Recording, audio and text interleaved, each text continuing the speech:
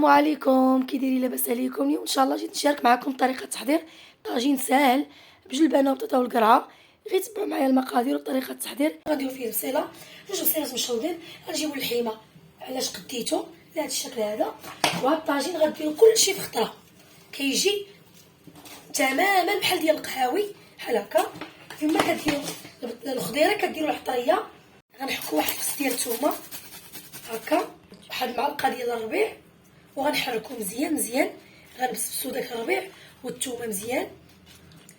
نص معلقه سكينجبير غير شويه، الخرقوم غنديرو غير شويه حيت مازال غنديرو في الخضره. صافي غنديرو سكينجبير مليحه، نص معلقه ديال الخرقوم. اللي واقفه كدير دابا الفطور ديال الطويجين كيجي سلام، كيجي معلقه ديال القزبر غنديرو بحال هكا في الطويجين على هذا الشكل هذا.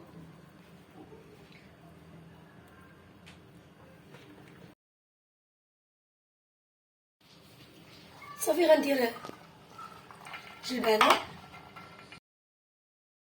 غندير شويه الزيتون، هذا الزيتون البلدي ما مالحش. صافي غندير الحامضه وغندير شويه ديال الزيت البلديه وواحد شويه ديال الزيت البلديه. صافي وما نمرقوش ونقصوا عليه البوطه، راه كيجي يا سلام. كنتمنى يعجبكم.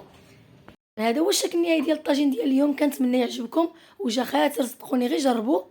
وبسلام عليكم الى فيديو اخر ان شاء الله.